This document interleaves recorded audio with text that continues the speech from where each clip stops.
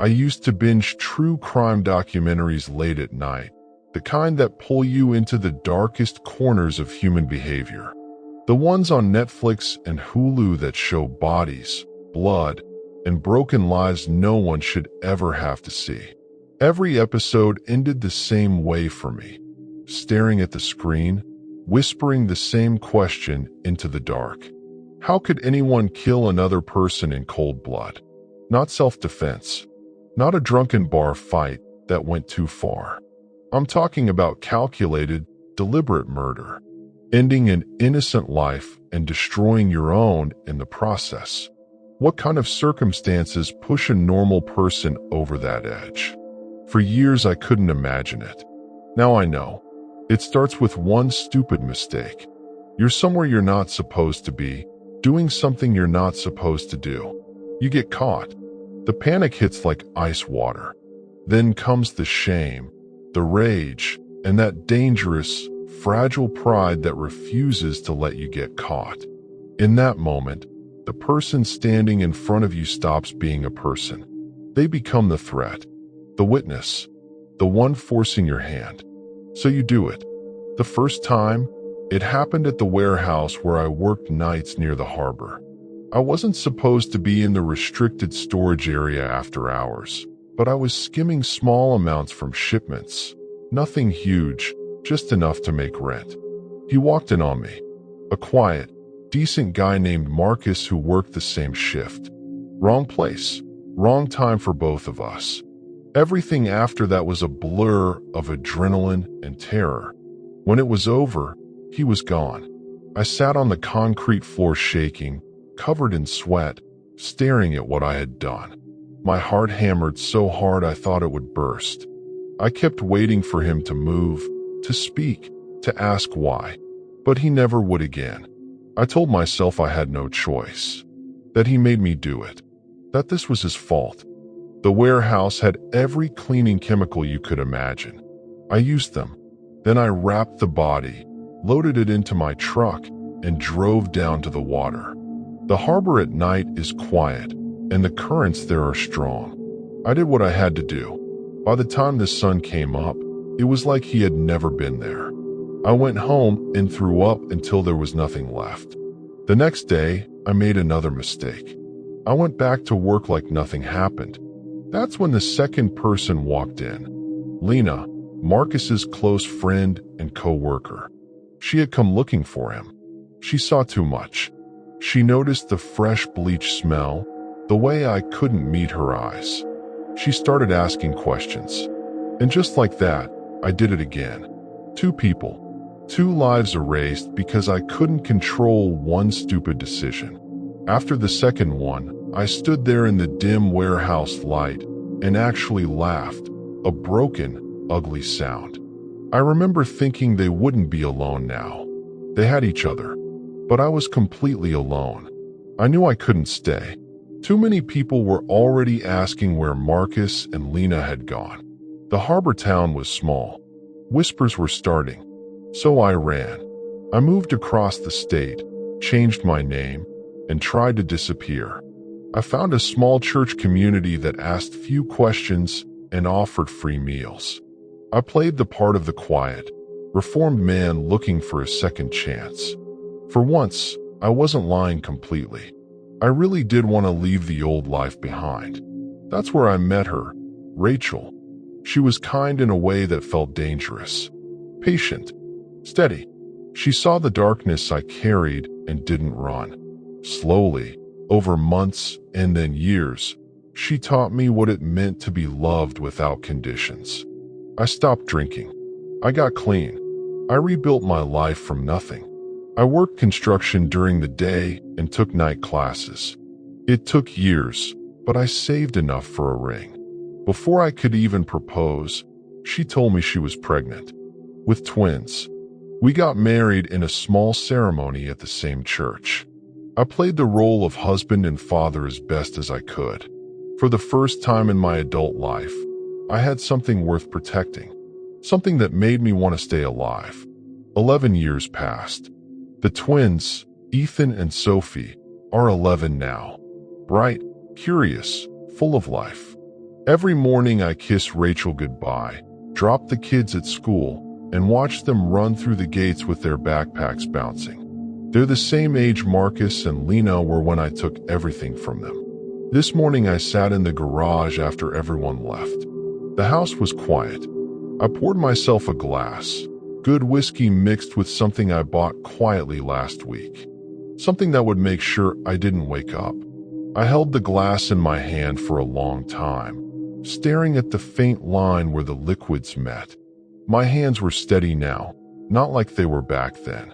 And in that silence, the same old question came back to me, louder than ever. How could you ever kill someone? Only this time, I wasn't asking about strangers on a screen. I was asking myself. I still remember the exact moment my childhood innocence cracked wide open. That sharp, sickening instant when I learned some people are simply dangerous, no matter how many excuses the world tries to make for them. Her name was Ellie. She was only 13, but she already carried the kind of darkness that made grown adults uneasy. Adopted at age 6 after years in the system, she'd been through more chaos than most people see in a lifetime. Neglect, multiple foster homes, stories of violence no child should ever know. The adults around her whispered about trauma, confusion, and poor attachment. They said she was just a lost little girl who didn't understand the world. I never believed it. Not for a second. Because I'd seen what she was capable of. The way she smiled while hurting others. The cold, deliberate way she destroyed things just to watch the pain ripple outward. There was no confusion in her eyes when she did it. Only satisfaction. That warm summer afternoon, I was at my Nan's house, the one safe place I had in the world. The old red brick terrace with the faded blue door and the rose bushes mine intended every single morning. I was 14, sprawled across the worn floral sofa in the living room, legs dangling over the armrest, half watching some mindless afternoon game show. The windows were cracked open, letting in the distant hum of suburban life. Kids playing a few streets over, a lawnmower buzzing, birds arguing in the trees. Everything felt ordinary, peaceful even. Then the first siren sliced through the quiet like a blade. My body reacted before my brain caught up. A cold jolt shot down my spine. I swung my legs off the sofa, crossed the small living room in 3 quick strides, and yanked open the front door just as 3 police cars came screaming around the corner. They skidded to a halt at jagged angles across the narrow street, blue lights flashing against the pale houses and neatly trimmed hedges. Neighbors started peering out from behind curtains. And right there in the middle of it all, standing bold as brass on the pavement, was Ellie. She looked exactly like she always did. Messy dark hair falling across her face, school uniform dirty and torn at the sleeve, that same defiant tilt to her chin. But this time something was different. The air around her felt charged, dangerous. The officers didn't waste time. Car doors flew open. Boots hit the pavement hard. 2 big officers moved in fast, grabbing her arms and forcing her face down onto the grassy verge in front of old Mrs. Hargrove's house. She struggled, twisting like a wild animal, but they had her pinned in seconds. A 3rd officer pulled out a spit hood, that thick mesh thing they use when someone's been spitting or biting, and slipped it over her head with the kind of practiced motion that told me they'd done this with her before. Many times. From inside the house I heard it. My Nan's partner Derek, snoring loudly on the other sofa, completely dead to the world. His mouth hung open, chest rising and falling in slow, heavy rhythm. The television continued playing in the background, some cheerful game show host cracking jokes that felt obscene against the chaos outside. Derek didn't stir. Not even when the radios started crackling and more sirens wailed in the distance. I couldn't look away. That's when I saw the object in her hand. Even with her wrists being held behind her back, Ellie's right fist was still clenched tight around something metallic. The afternoon sunlight caught the edge of it, a cold, bright flash. A knife. Not a small kitchen one either. This was bigger, heavier, the kind that belonged in a toolbox or a horror film. My stomach dropped. The officers finally hauled her up and sat her down hard on the low concrete step of the house opposite Nan's. She was breathing fast under the hood, shoulders heaving. Two of the officers turned their backs on her for a moment, talking quietly into their radios, probably requesting backup or social services or whoever dealt with a violent 13-year-old girl. Their body language was casual, too casual. My heart was hammering so hard I could feel it in my throat. "Grab her properly," I shouted from Nan's doorway, voice cracking with panic. "She's got a knife. Don't turn your backs on her." One of the officers glanced over at me, a kid in the doorway, and gave a small, dismissive nod like I was overreacting. "We've got this, son," he called back, already turning away again. The world seemed to slow down. Ellie's head lifted under the hood. Even though I couldn't see her eyes clearly, I could feel her staring straight at me. That same cold, knowing look I'd seen before when she'd smashed my Nan's favorite vase and smiled while my Nan cried. When she'd pushed a smaller kid off his bike just to watch him bleed. When she'd whispered terrible things to me in the park, things that still kept me up at night. Then she moved. Her hands were supposed to be secured, but somehow she twisted. The knife flashed again as she brought it up with shocking speed. One of the officers started to turn, but it was too late. She swung hard. The blade connected with a sickening sound. A shout went up. Another officer lunged for her. Chaos exploded across the quiet street. Radios blaring, more sirens, neighbors screaming. Derek suddenly waking up behind me with a startled, "What the bloody hell?" I stood frozen in the doorway as the scene unfolded like something from a nightmare I couldn't wake up from. Blue lights kept flashing. The knife clattered to the ground. Officers piled on top of her. Someone was yelling for an ambulance. Blood was visible on the pavement now, dark against the gray concrete. In those few terrifying seconds, I understood something I wish I'd never had to learn at 14. Some people aren't broken. They're just rotten. And no amount of adoption papers, therapy sessions, or sympathetic adults could change that. Ellie wasn't confused. She wasn't a victim in that moment. She was exactly what she chose to be. The aftermath was a blur. More police, paramedics, yellow tape going up. Derek standing beside me with his hand on my shoulder, muttering that I shouldn't have seen any of this. Nan arriving home later, white-faced, pulling me into a hug that smelled of her usual lavender perfume. But I couldn't stop replaying it. That shiny metallic flash. The way the officers turned their backs for just a few seconds too long. The sound of the blade. Ellie's complete lack of hesitation. Years later, I still think about her sometimes. Wonder where she ended up. Whether the system kept making excuses for her until someone else got hurt worse.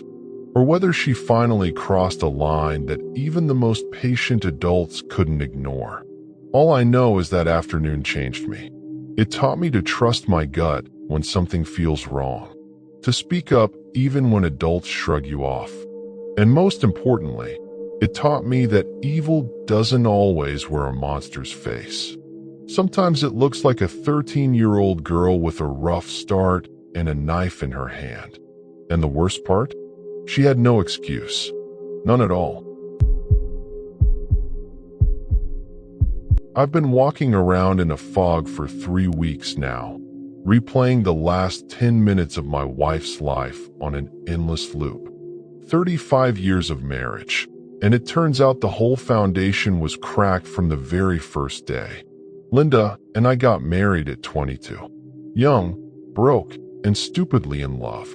Our daughter, Emily, was born almost exactly 10 years later. I still remember the call like it was yesterday. I was on the factory floor when my pager went off. Linda's water had broken. I was already pulling off my gloves when she called again and told me, in a voice that was way too calm, "Don't come yet. I'm fine. Stay at work." I laughed at first, thinking it was the pain talking. "You're out of your mind if you think I'm missing this," I said. But she got sharp, almost frantic, screaming at me to stay put, that she didn't want me there. I figured it was just labor hormones and finished my shift like an idiot. The second I clocked out, I broke every speed limit on the way to the hospital. When I finally burst through the doors, sweating and half crazy, the nurses looked at me like I was speaking another language. My wife wasn't there. No record of her in labor and delivery. My stomach dropped. Then my pager went off again. Linda's number. I found a payphone and called home in a panic. She answered on the first ring, sounding exhausted but perfectly normal. "Where have you been? I've been waiting for you." I almost dropped the phone. After 10 minutes of me yelling and her insisting she was already home, I drove back like a madman. When I walked through our front door, there she was, curled up in the old recliner, pale and drained, gently rocking a tiny newborn wrapped in a pink blanket. We had spent the entire pregnancy being told we were having a boy. Doctors, ultrasounds, the works. We'd painted the nursery blue, bought tiny overalls and a baseball glove. Hundreds of dollars down the drain. Linda just shrugged and said there must have been a paperwork mix-up at the hospital. Her mother, who had been there for the birth, backed her up and told me not to stress about it. I wanted to push harder, but the baby was right there. My baby. After 9 months of waiting, I wasn't about to ruin the moment with questions. That first night, I climbed into bed with both of them. I rubbed Linda's back until she finally slept. I held my daughter when she fussed. I whispered promises to her in the dark. In that moment, none of the weird details mattered. From then on, I worked like a dog. Double shifts, overtime, side jobs on weekends. Anything to keep the lights on and food on the table.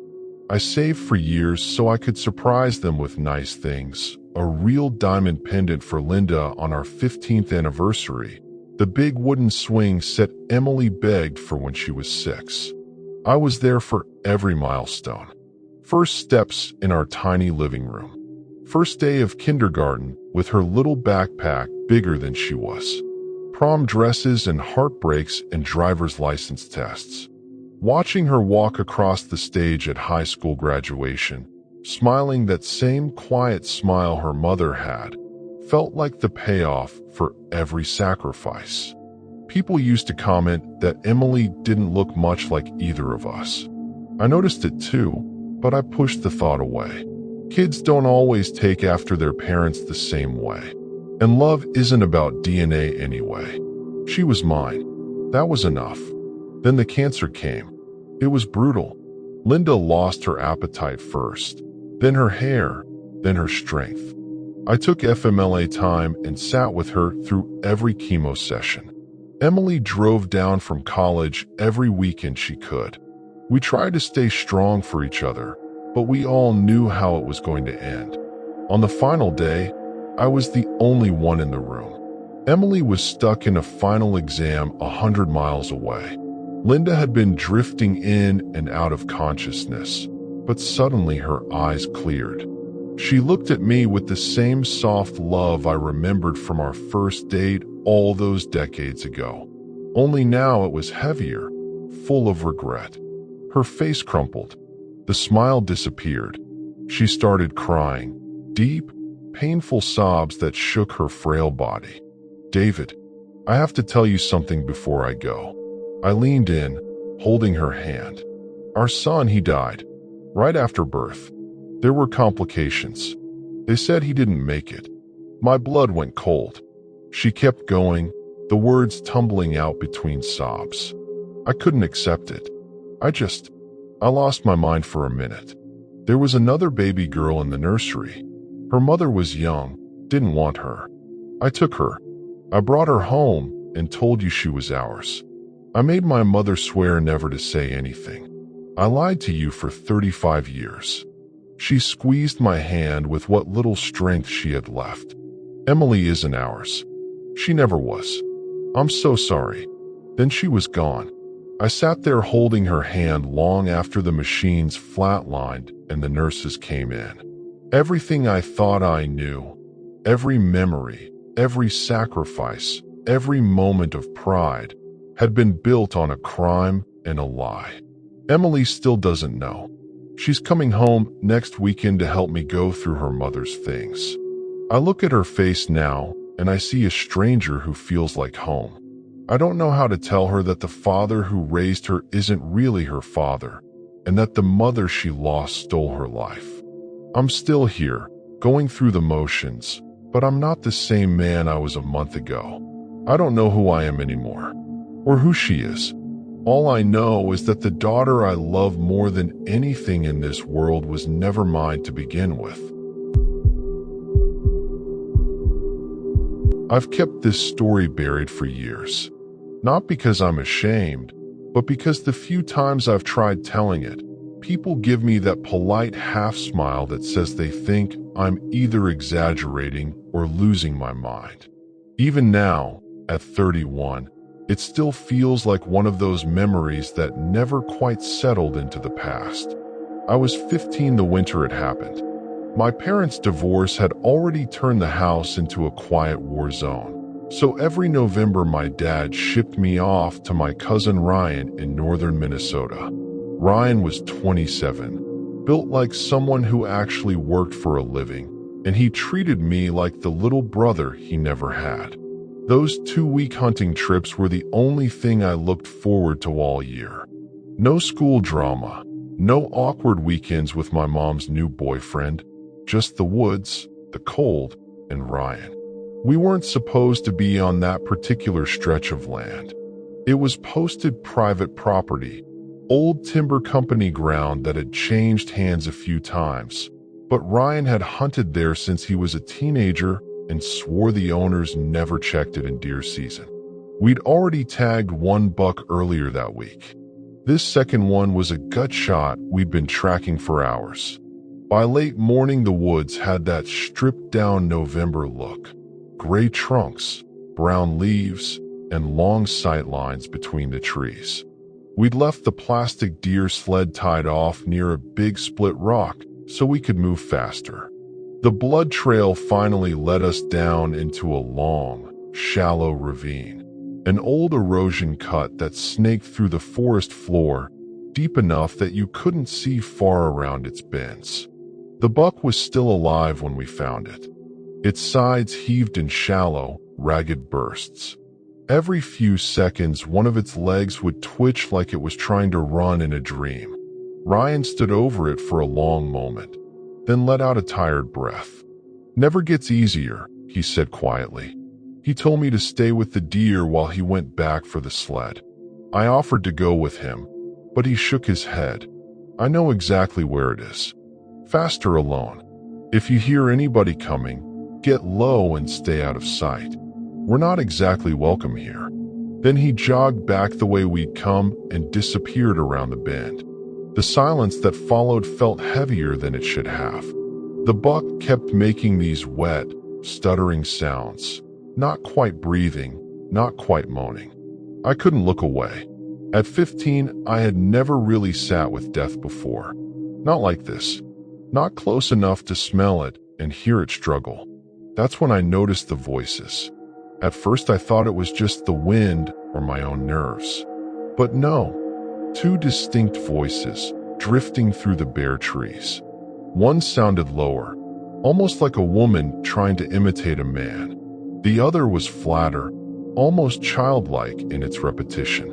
They were bickering in that exhausted, familiar way old couples do. I panicked. Landowners? Game warden? I scrambled up the nearest tree with low branches, climbing maybe 15 feet before wedging myself against the trunk. My heart hammered so hard I was scared they'd hear it. Footsteps approached. Only one set. Slow, deliberate crunching on the frozen leaves. But the voices kept going. A figure stepped into view around the bend. She was tall, unnaturally tall to my 15-year-old eyes, completely naked except for the dirt and dried blood streaking her pale, almost gray skin. Her head was roughly shaved, patchy with small scabs.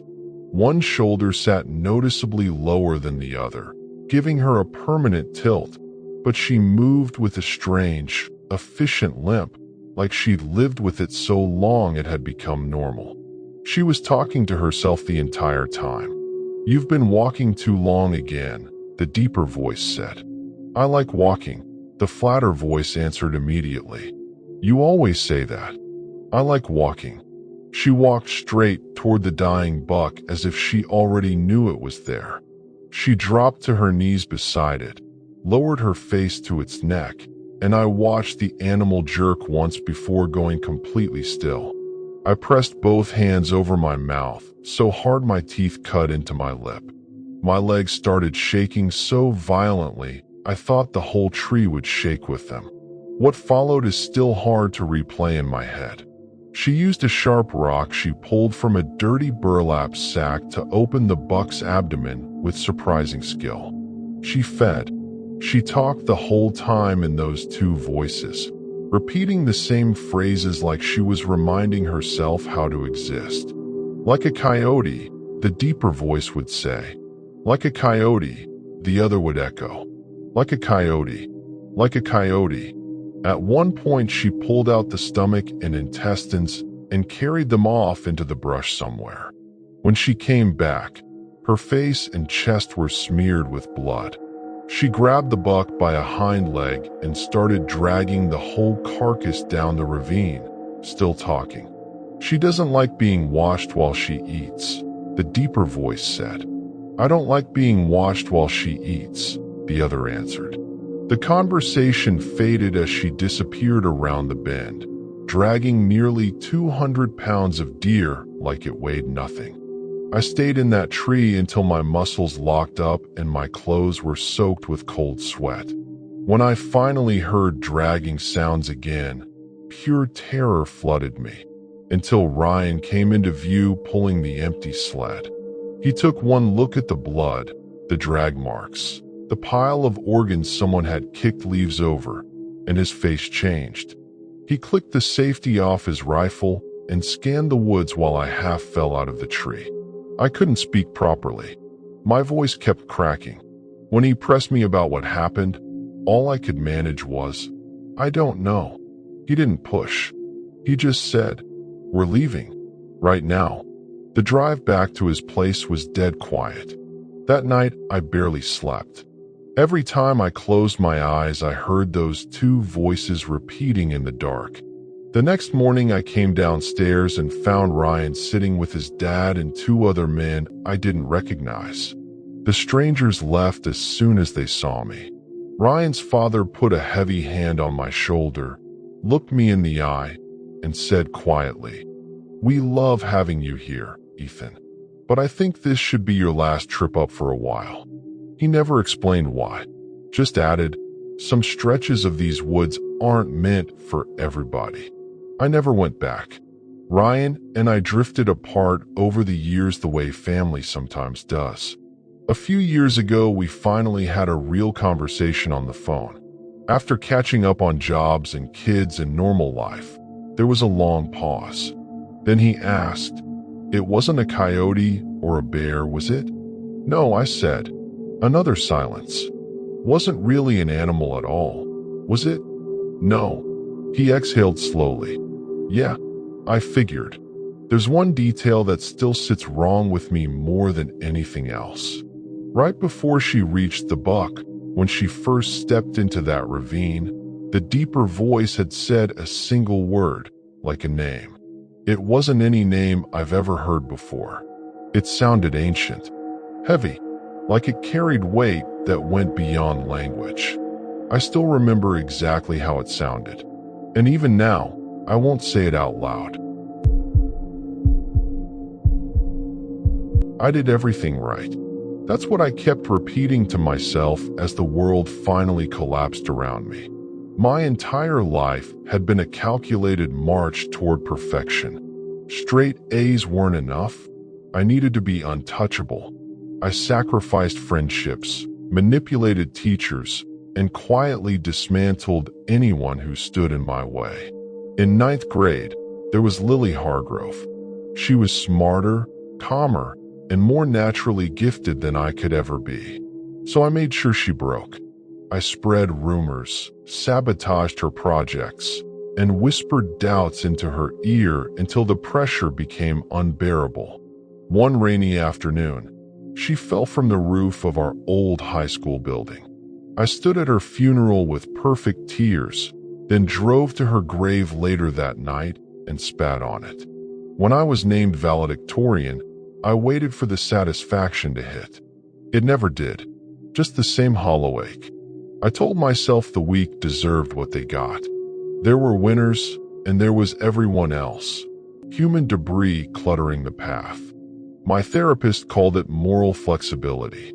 I called it survival. I did everything right. And still, I ended up here. Westbrook University was supposed to be the final validation.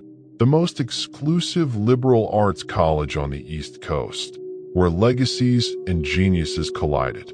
I was dressed in a sleek black dress that cost more than most people's rent, standing near the back wall of the historic alumni hall with a glass of champagne in my hand. The drink was spiked with peanut oil, my own quiet insurance policy. I smiled through the welcome speeches, clapped at all the right moments, and laughed politely at jokes that weren't funny. My face hurt from the performance. This place was different. For the first time, pretending wasn't optional. There was Eleanor, the sharp-tongued British exchange student who had actually corrected me in seminar, in front of everyone. And then there was him, Alexander Kane. I'd mistaken him for just another privileged athlete when I first saw him. But that night he stood confidently with his violin, somehow making the entire room fall silent as he played a fiery, passionate piece that ended in thunderous applause. He was the second highest scorer from our national exams, the one who had somehow followed me all the way here despite everything. Alexander, the boy who had watched me destroy Lily Hargrove all those years ago. The one I had only beaten because he'd spent half a year abroad in Seoul on some elite exchange program. Naturally brilliant. He never needed to tear others down. He simply was better. And he was deathly allergic to peanuts. I raised my glass in his direction with my most charming smile. Alexander, I didn't expect to see you here. He smiled back, the kind of smile that looked warm but felt like a blade. I don't drink, Sophia, he said calmly, lifting his own glass. It's just water. His small group of admirers chuckled. He stepped closer, leaning in as if to kiss my cheek politely. His breath brushed my ear. Peanut oil was a nice touch, he whispered. You'll have to try harder next time. By the end of the night, my hands were trembling. The fake smile had frozen on my face like a mask. While the others got drunk and played stupid party games, I watched Alexander carefully pack his violin with the same precision he did everything else. He waved casually and slipped out. I grabbed an empty champagne bottle, heavy, solid, and followed him. He moved through the old stone corridors, down narrow stairs into the lower levels of the historic campus buildings. I kept my distance, heart hammering. Eventually, we reached an ancient, forgotten service area deep underground, a crumbling old cistern that smelled of damp stone and neglect. I peered down into the darkness, the bottle tucked under my arm. My breathing echoed off the walls. Then someone shoved me from behind. Hard. I lurched forward, grabbing at the slick stone edge. For one terrifying second I hung there, fingers slipping. Another shove, precise, brutal, right between my shoulder blades. As I fell, the last thought that flashed through my mind was the same one I'd carried for years. I did everything right. The impact was freezing. Icy, filthy water swallowed me. Pain exploded through my body. When I opened my eyes, I was lying in the muck. Panic surged. I pushed myself up, gasping, only to see a shadow standing over me. "It's me." Alexander's voice was low, almost amused. He was soaked too, blood trickling from a cut above his eye. He looked far from perfect now. He extended a hand. "Get up." I slapped it away and scrambled to my feet. "You pushed me," I screamed, shoving him hard. He stumbled. I shoved again. He went down into the water with a splash.